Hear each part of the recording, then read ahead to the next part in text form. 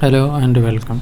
In this video we are discussing about Java server pages debugging. So we will discuss a debugging in JSP.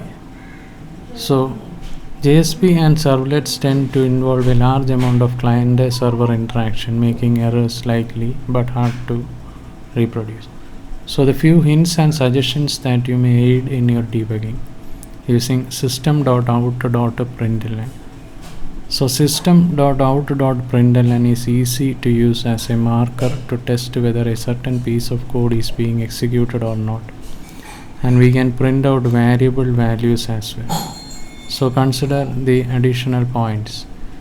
Since the system object is a part of the core Java objects, it can be used everywhere without the need to install any extra classes. This includes servlets, JSP, RMI, CJBs, ordinary beans and classes, and standalone applications.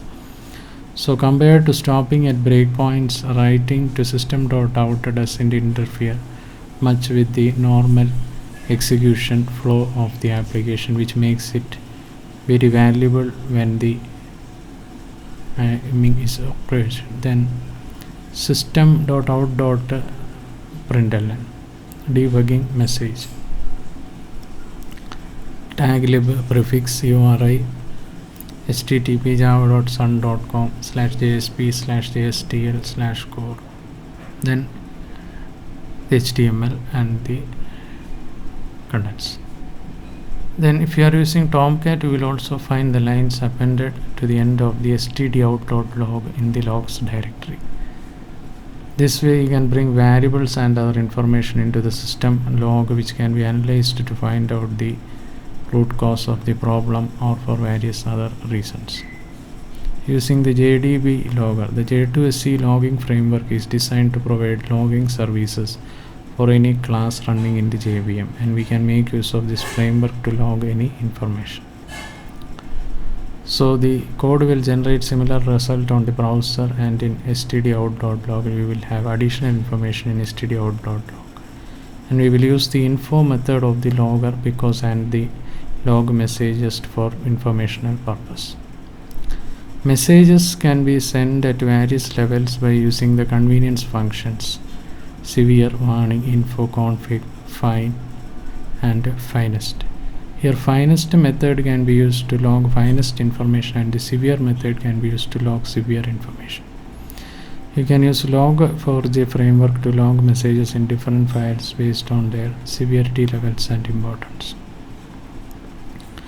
Debugging tools. So NetBeans is a free and open source Java integrated development environment that supports the development of standalone Java applications and web applications, supporting the JSP and servlet specifications, and includes a JSP debugger as well. NetBeans supports the basic debugging functionalities, breakpoints, stepping through code and watch points. You can refer to NetBeans documentation to understand above debugging functionalities.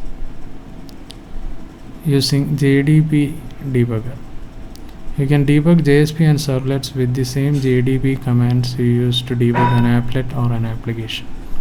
So to debug a JSP or servlet, you can debug sun.servlet.http server, then observe as HTTP server executes the JSP or servlets in response to HTTP requests we make from a browser.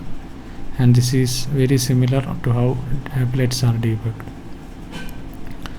So the difference is that with applets, the actual program is debugged as sun.applet.applet viewer, and most debuggers hide the detail by automatically knowing how to debug applets.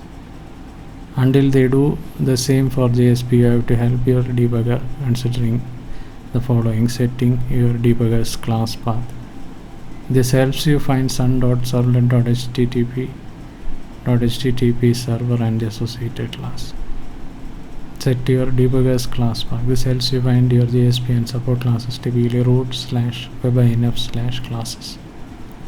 And once you have set the proper class path, start debugging sun.servlet.http server, and you can set breakpoints in whatever JSP you are interested in debugging.